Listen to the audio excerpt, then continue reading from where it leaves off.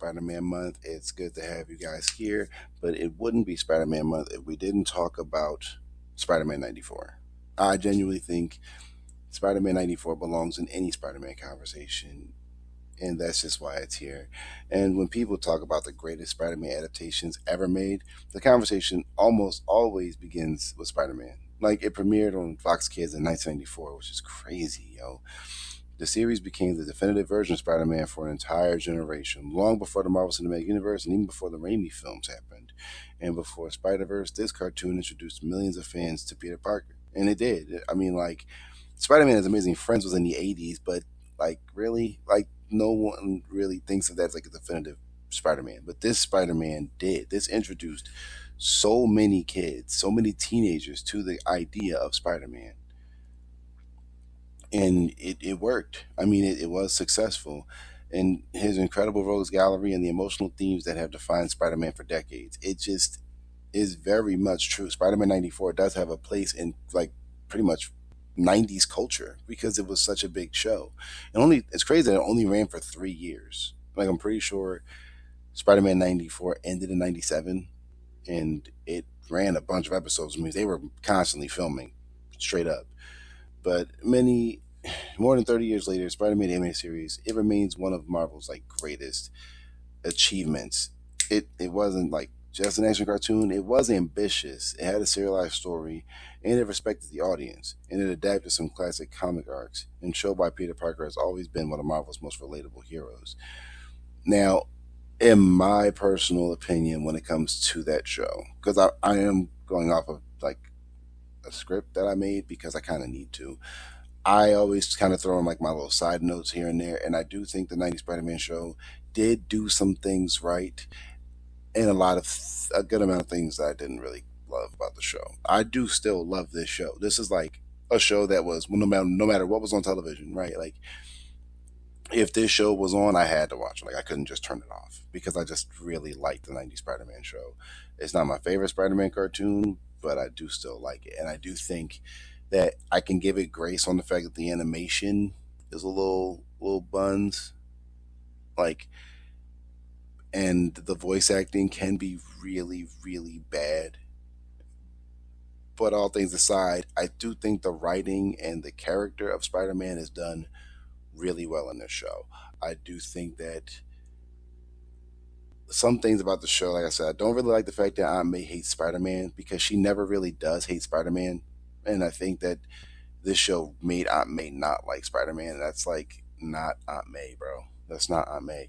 I do think they did Jameson wonderfully. I do think Jameson is great. And also Ed Asner as Jameson, chef's kiss. Like, not all the voice acting is bad, but it can be really bad. And I do think like Ed Asner, GOAT. Roscoe Lee Brown as Kingpin, the GOAT.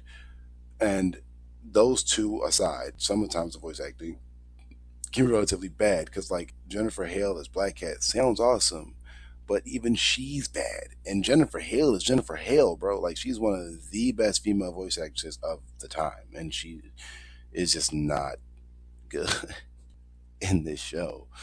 But anyway, the series, it does follow like the life of Peter Parker, like a young graduate student trying to balance everyday responsibilities with the enormous burden of being Spider-Man. By day, Peter, he does struggle a lot, with those relationships, those finances, school, and maintaining that normal life. And by night, he has to protect the city as Spider-Man. Throughout 5 seasons of the show, which is crazy to think they did 5 seasons in like 3 years. Maybe it was 98 when Spider-Man ended, and I think that's why people are saying like, "Oh, do Spider-Man 98?"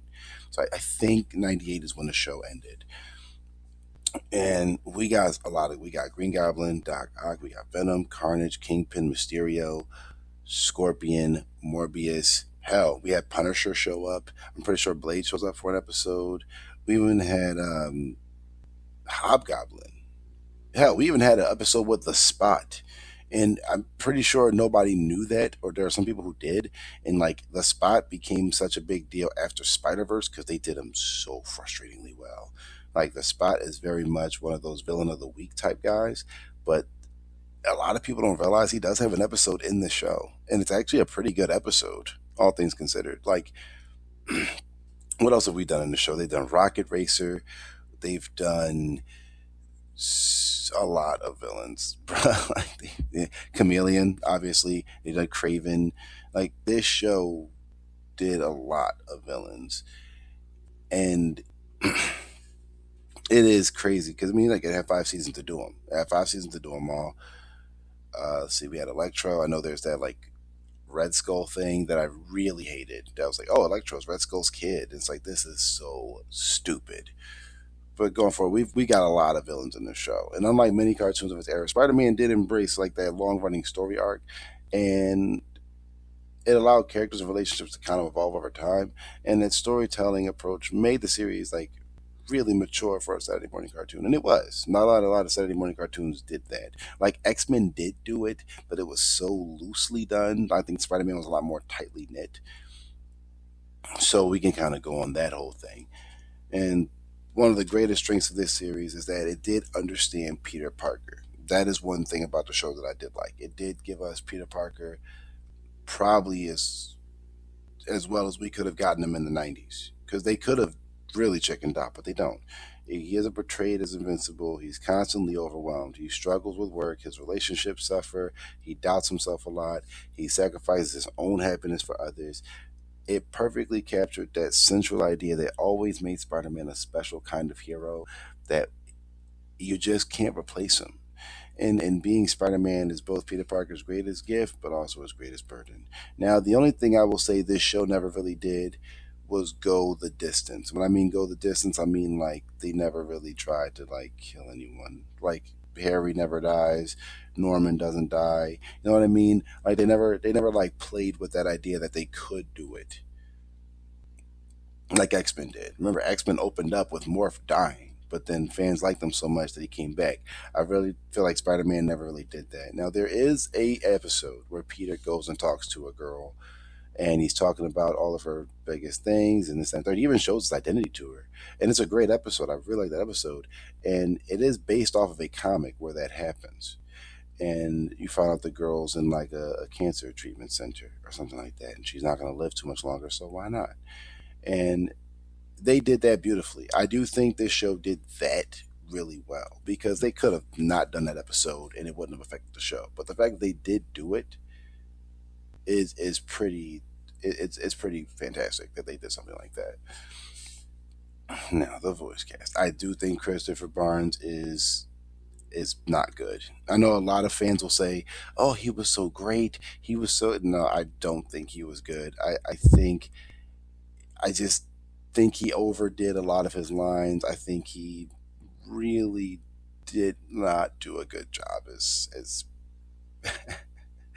Peter. I'm sorry, y'all. Like the supporting cast is good. Like I said, Mark Hamill's in the cast, Neil McDonough's in the cast, Roscoe Lee Brown, Ed Asner. There are some legends in this show.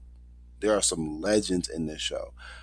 C.D. Barnes is not good. I'm sorry, y'all. I don't think he's good. I don't think the woman who voiced Mary Jane was good either, and I don't think the woman that voiced Aunt May was good either. I don't think either of those three were really good at all. And all that aside, I still think the show still falls on the solid side. Like oh God, I don't like the guy who did Venom either. What was that one line? It's like, huh, Ashley? It's like, oh God. Like, I laugh at a lot of the voice acting in the show because it can range from really good from Roscoe Lee Brown and Ed Asner to really bad with a lot of the rest of the cast sometimes. So it's like you get the yin and the yang with this one. Sorry, y'all. But I do still think at the time, I do think C.D. Barnes was probably their only really good choice. And that's weird because I don't think he was good. So I don't know what to do with that. I don't know what to do with that situation. But like let's see, what are some of the highlights of the episodes in the show? They had the alien costume saga, which is my favorite part of the show. I always say some of the blacks, like I don't think there's a show that did the black suit thing wrong. Like Spectacular Spider-Man does it phenomenally. This show did it really well too. And one of my favorite lines where CD Barnes is actually really good is, "Who said anything about jail?" I thought that line he did it really well, and I was like, you should have did this for most of the show. Venom's origin is done really well. I do think the Carnage storyline, even if he couldn't actually kill people or anything like that, is done pretty well. The Six Forgotten Warriors is pretty cool. The Secret Wars thing with like everybody, like Storm and Beast, I think, and like I think the Thing and someone else. It's like that one was fun because it was cool to see a bunch of Marvel Universe characters pull up, and those were all the characters that had a show. I think Doctor Strange is in that one too. But yeah, it's just like, and I know that they didn't want Chuck McCann to voice the Thing in that episode, and I was annoyed when I found that out because he was the Thing in that '90s Fantastic Four show. They didn't like him, so they recasted him for the episode. And instead of Allison Seeley Smith voicing Storm, they got Iona Summers back, who was the first woman that voiced Storm in the first season of X Men.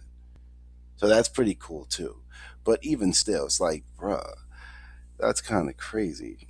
The Spider Wars line, which is the end of the series, that's interesting because I feel like that's kind of like responsible.